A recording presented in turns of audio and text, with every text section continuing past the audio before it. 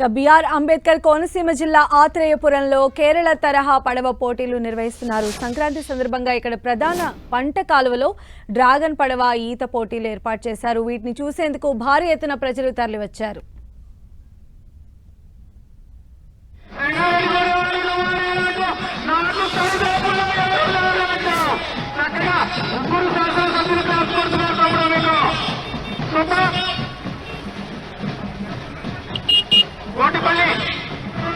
ముఖ్యమంత్రి వర్యులు నారా చంద్రబాబు నాయుడు గారి యొక్క ఇష్టమైన కలర్, మరొక ఉప ముఖ్యమంత్రి జనసేన అధినేత అయినటువంటి పవన్ కళ్యాణ్ గారికి ఇష్టమైన రంగు ఎరుపు.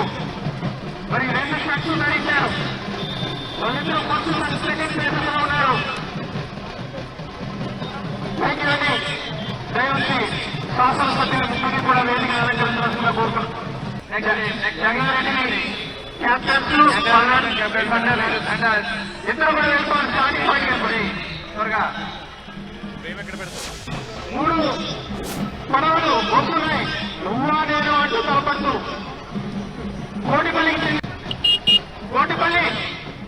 నెక్స్ట్ కోటిపల్లి జంగారెడ్డి క్యాప్టెన్ పల్నాడు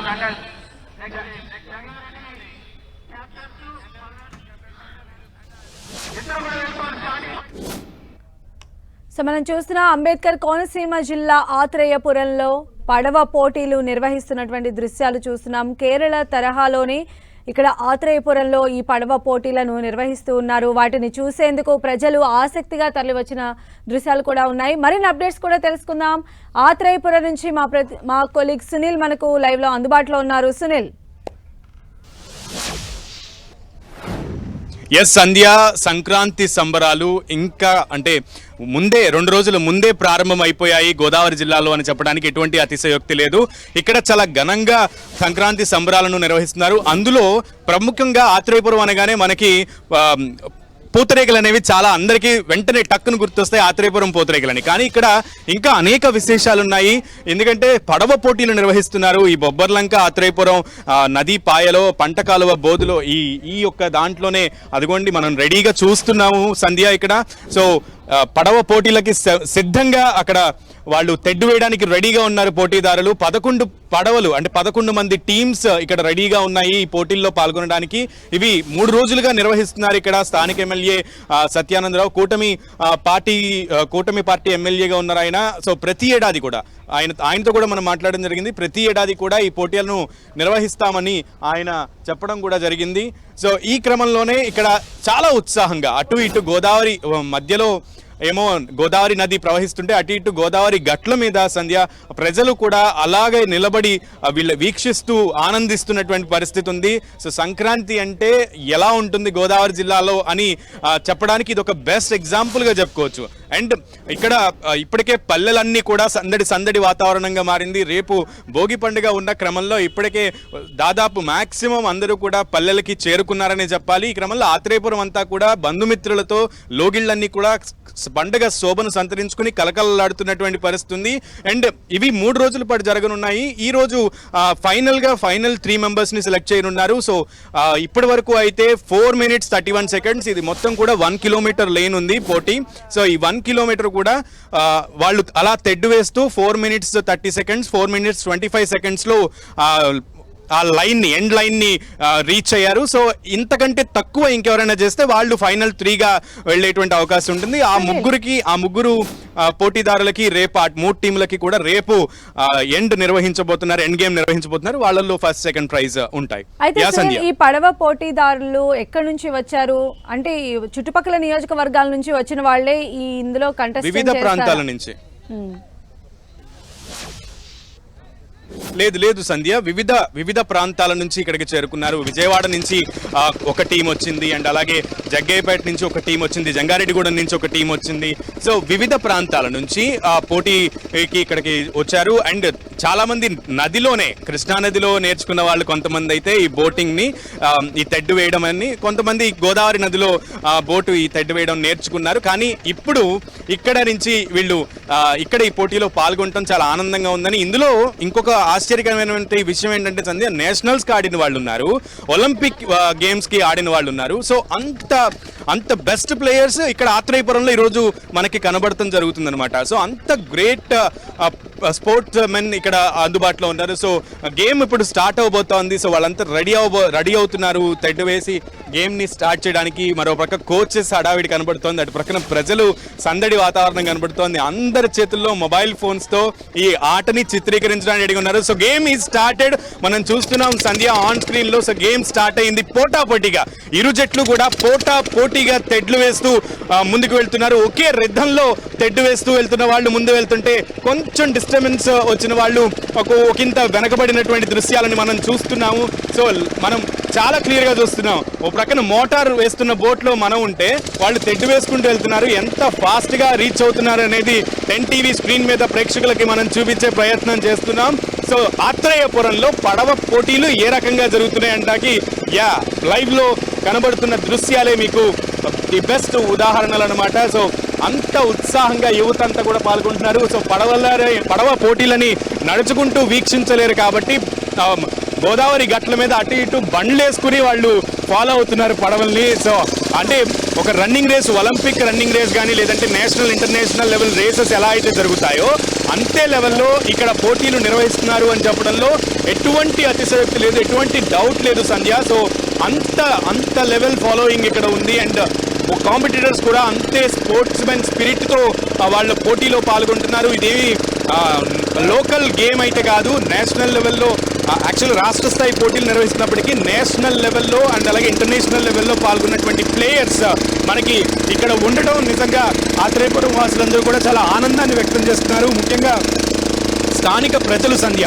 స్థానిక ప్రజలు చాలా హర్షాతిరేకాలు వ్యక్తం చేస్తున్నారు. మా ఆత్రేయపురం పేరు ప్రఖ్యాతలు ఈ విధంగా సంక్రాంతి సందర్భంగా గోదావరి జిల్లాలంటేనే సంక్రాంతికి పుట్టినిల్లు అని అంటూ ఉంటారు. ఆ క్రమంలో ఇప్పుడు ఆత్రేయపురంలో నిర్వహిస్తున్నటువంటి ప్రత్యేక కార్యక్రమాల ద్వారా ప్రజలందరికీ మా యొక్క ప్రాంతం యొక్క అభీష్టాలు, మా యొక్క ప్రాంతం యొక్క సంబరాలు, మా యొక్క ప్రాంతం యొక్క విశిష్టతలు తెలుసుకుంటాం. ప్రజలందరూ కూడా మా ప్రాంతానికి రావడం చాలా ఆనందంగా ఉంది అని కూడా చెప్తున్నారు. పర్యాటకంగా కూడా ఈ ప్రాంతాన్ని అభివృద్ధి చేయడానికి కూటమి ప్రభుత్వం కట్టుబడి ఉన్నాము అంటూ నిన్న కందుల దుర్గేష్ ప్రత్యేకంగా ఇక్కడికి వచ్చి వాళ్ళకి హామీ ఇవ్వడం జరిగింది. ఇక్కడ రిసార్ట్స్ కూడా ఏర్పాటు చేస్తాం, సో దట్ వాడపల్లి వెంకటేశ్వర స్వామి గుడికి వచ్చేటువంటి భక్తులకి కానీ, లేదు ఇటువంటి పోటీలని, ఇటువంటి ప్రాంతాలని తిలకించి కేరళ తరహాలో ఇటువంటి పర్యాటక ప్రాంతంగా దీనిని అభివృద్ధి చేసే ఉద్దేశంతో పర్యాటక శాఖ, ఆంధ్రప్రదేశ్ పర్యాటక శాఖ ఉంది. ఆ విధంగా ముందడుగు వేస్తుంది అని చెప్పి పర్యాటక శాఖ మంత్రి కందుల దుర్గేష్ నిన్న చెప్పారు. ఆ విధంగానే స్థానిక ఎమ్మెల్యే బండారు సత్యానందరావు కూడా పోటీలు నిర్వహిస్తూ జరుగుతోంది.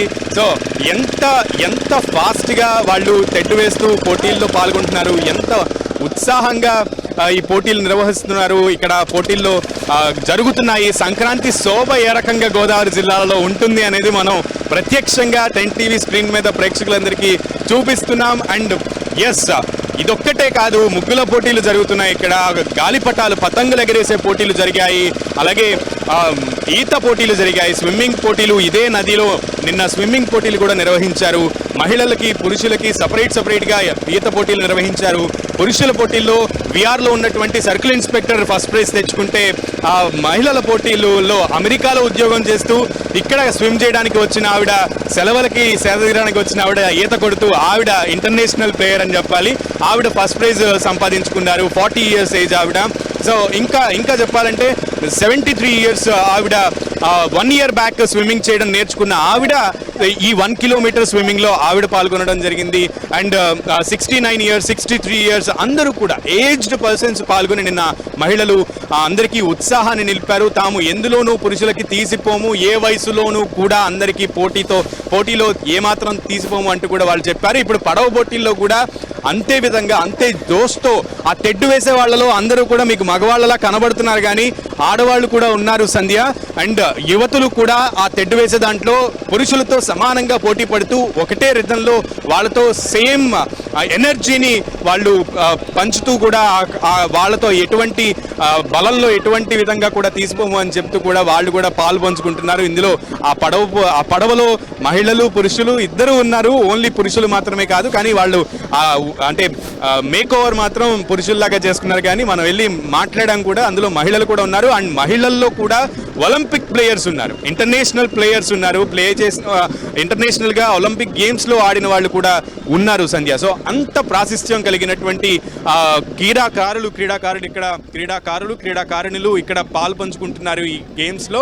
సో ఆరెంజ్ టీం మనకి ఫస్ట్ ప్రైజ్ సాధిస్తే ఇందులో ఇప్పుడు బ్లూ అండ్ బ్లాక్ టీం మనకి సెకండ్ ప్లేస్కి వచ్చింది. కానీ ఇక్కడ first place second place decide చేయట్లేదు, ఎవరు ముందెళ్ళారు అన్నది కాదు, టైం కౌంట్స్ అనమాట సంధ్య. సో ఎవరు తక్కువ టైంలో బోర్డర్ని క్రాస్ చేస్తారో వాళ్ళని ఫైనల్ చేస్తారు. ఆ తక్కువ టైమ్స్ ఎవరైతే టాప్ 3 ఉంటారో వాళ్ళని ఇందులో నుంచి తీసి రేపొద్దున ఆ ముగ్గురికి కూడా ఒకేసారి పోటీ నిర్వహించడం జరుగుతుంది. అలా ప్రైజ్ మనీస్ని కూడా ఇవ్వడం జరుగుతుంది. ప్రైజ్ మనీస్ కూడా చాలా భారీగా ఇస్తున్నారు, లక్షల్లో ఈ ప్రైజ్ మనీ ఉన్నటువంటి పరిస్థితి ఉంది. First and second third prize consolation prices కూడా ఇస్తున్నారు.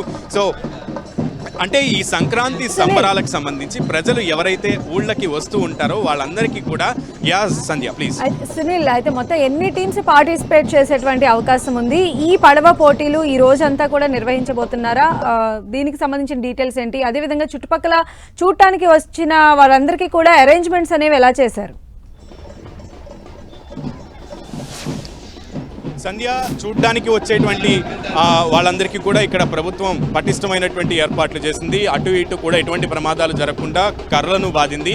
And coming to your first point, ఇక్కడ 11 టీమ్స్ పాల్గొంటున్నాయి సంధ్య.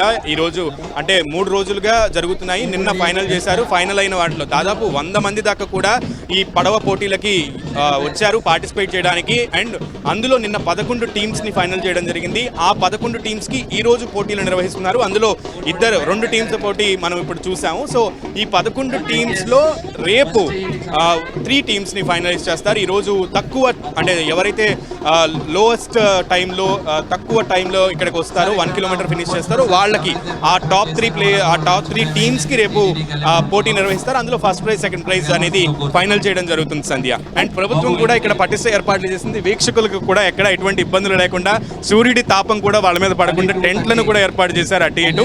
అండ్ వాళ్ళు అటు ఇటు నుంచుని చక్కగా వీక్షిస్తున్నారు, ఈ పడవ పోటీలని తిలకిస్తూ ఆనందిస్తున్నారు. చిన్న చిత్తగా ముసలి ముతగా సంక్రాంతికి గోదావరి జిల్లాలకు వచ్చేటువంటి కొత్త అల్లుళ్ళు కొత్త జంటలు కూడా ఇక్కడ కనువిందు చేస్తున్నాయి, దర్శనమిస్తున్నాయి. సో ఊరి నుంచి ఎవరైతే పట్టణాలు సిటీల నుంచి వచ్చి పల్లిబాట పడుతున్న వాళ్ళందరూ కూడా ఇక్కడ కనువిందు చేస్తున్నారు.